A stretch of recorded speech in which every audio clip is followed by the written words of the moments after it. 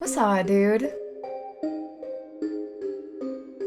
Hello everybody, welcome back to my YouTube channel. So a couple of things, let me know if you like my shirt. I got it from a thrift store. I really like the hibiscus flowers across the chest. I think that's a really cool look. And also, like, it's funny because I live in North Dakota, nowhere near an ocean, but I love like beachy kind of vibe type things. I don't know, it's kind of funny to me. Also, so I was toying around with some names as to what to call this series of like true crime videos, because I was just thinking if I do merch one day, I want to have like a cool name instead of, I don't know, just like not calling it anything. I thought that House of Crime would be kind of cool because it sounds like what those designers do, like House of Gucci, House of Versace, like their houses. And I kind of thought that House of Crime would be really cool, which actually, let me look it up and see if anyone's even using that. Okay, so that was used as an episode of House of Mouse. Season 2, episode 14 is called House of Crime.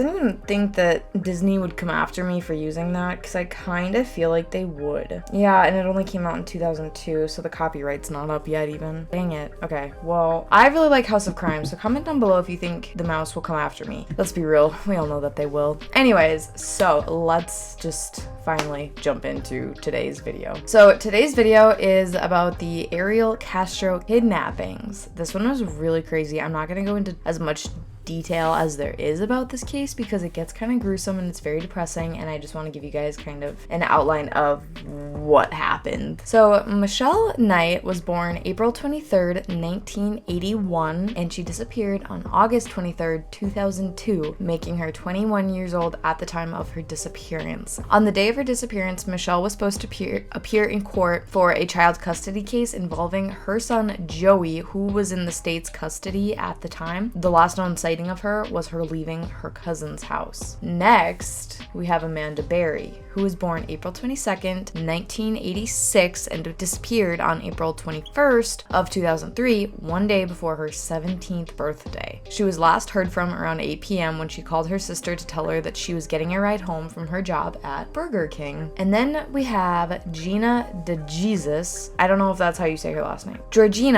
Gina Lynn DeJesus was born February 13th, 1990, and she went missing on April 2nd, 2004, and she was only 14 years old. She was last seen at a payphone around 3 p.m. while on her way home from middle school. Ariel Castro was born July 10th, 1960 in Dewey, which is a village of Puerto Rico. He was the third child in a family of 4 to Pedro Castro and Lillian Rodriguez. His dad was the largest landowner in the area, and in 1962, Lillian realized that her husband was married to another woman with 4 kids. Pedro ended up abandoning Lillian for the second family. Lillian then moved to Pennsylvania to work, but left her 4 kids in Puerto Rico. The kids were raised by their maternal grandmother, Hercilia Carbello. So there's a lot of Hispanic names, and I just know I'm going to pronounce them incorrectly, but I am trying my best. Ariel was sexually assaulted by a neighborhood boy at a young age.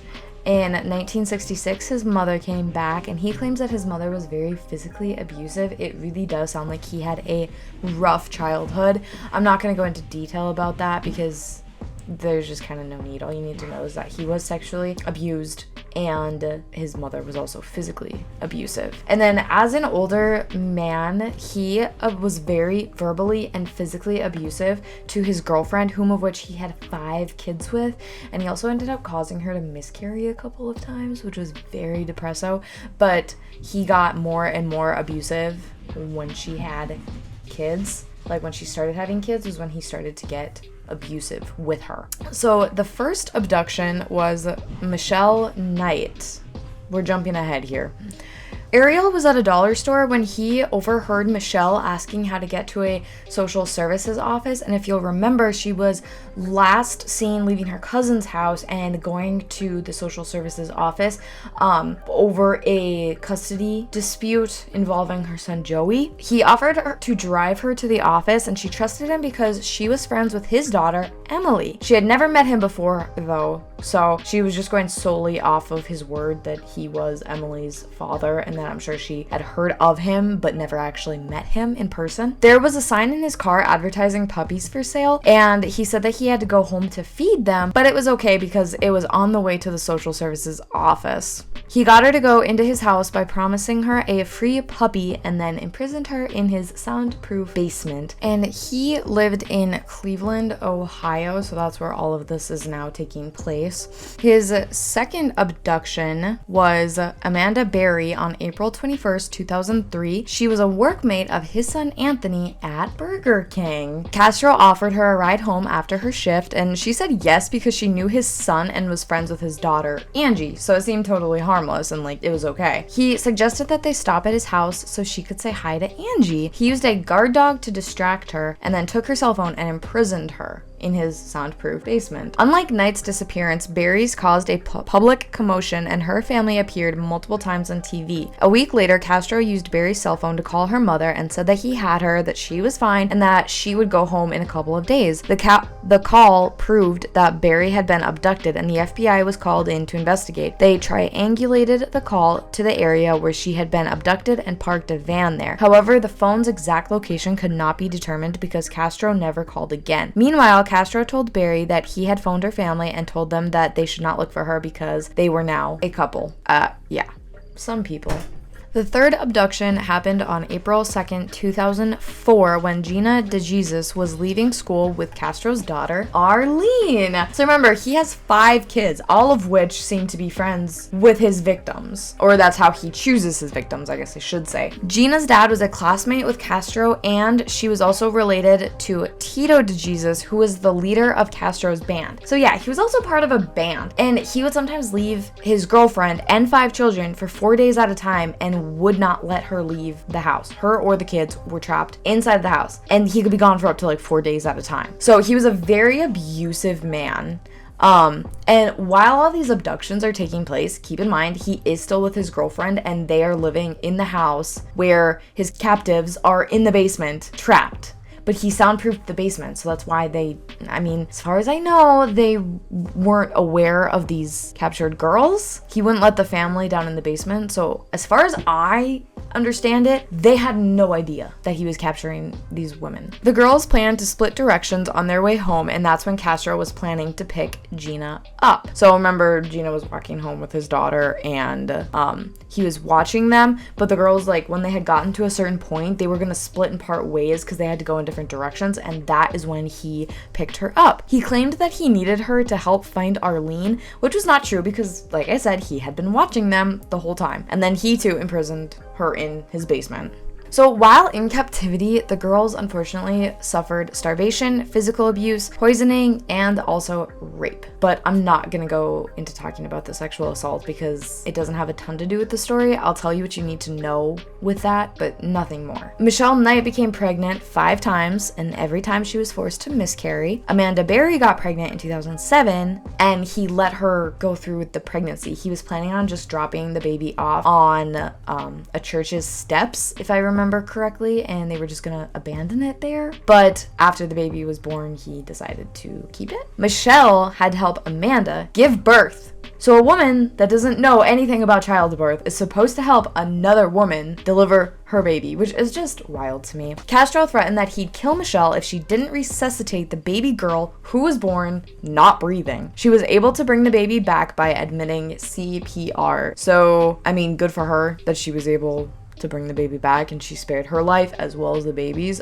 These women are so strong, and the more you hear about their life here in a second after, you will have so much respect for them. So on May 6th, 2013, Amanda was able to make contact with Castro's neighbors, leading her to escape with her 6-year-old daughter and the rescue of DeJesus and Knight by authorities. So Gina and Michelle.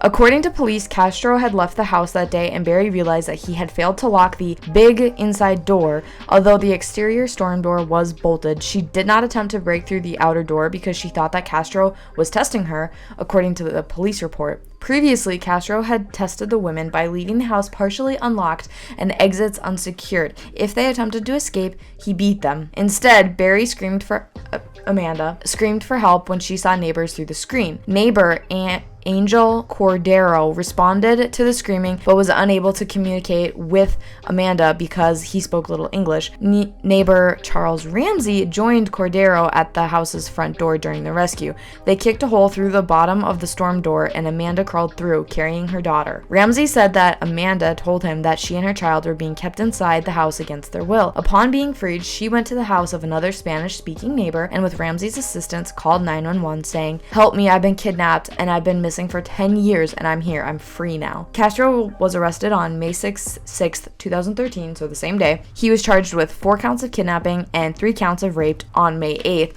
which carry prison sentences of 10 years to life in Ohio. On July 12th, a Cuyahoga County grand jury returned a true bill of indictment for the remainder of the period after February 2007. It brought the total to 977 counts. 512 counts of kidnapping, 446 of rape, 7 of gross sexual imposition, 6 of felony,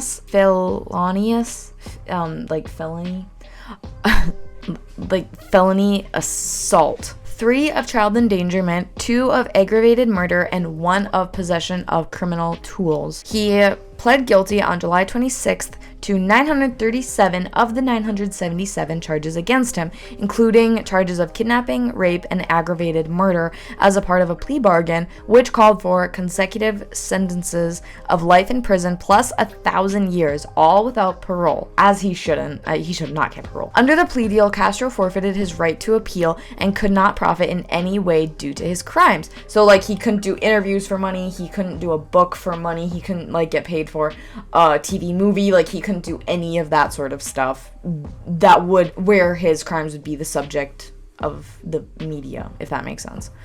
He also forfeited his assets, including his Seymour Avenue house in Cleveland, which prosecutors said would be demolished. He later committed suicide in prison, and he was 53 years old at the time. So 2 years later, Gina and Amanda graduated from high school. Gina got to have the quinceañera she never had and wore a dazzling white dress. Amanda and Gina together wrote their memoir, Hope, a memoir of survival in Cleveland, with Washington Post journalists Mary Jordan and Kevin Sullivan, which was released in April of 2015. In 2018, Gina founded the Cleveland Family Center for Missing Children and Adults to work with families to help them navigate the media to help go to the police station, Gina said. Most amazingly, Gina's foundation is located on the same street where she was held captive for 9 long years.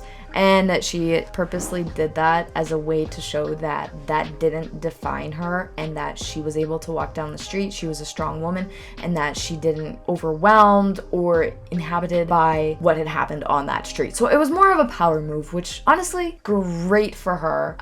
That is what I found about the victims. Now, if you guys want to research this case on your own more, I have the resources that I used in the description box down below. So please go look into all of that. And I'm gonna have a link for the Cleveland Family Center for Missing Children and Adults in the description box as well. So if you want to go and take a look at that, you also have access there as well. I hope that you guys, I hate to say enjoyed, but I hope that you found this case interesting like I did. Again, I just gave you kind of a quick synopsis of it. I didn't really go into a ton of detail. So like I said, I have the links there for you if you would like to do your own research.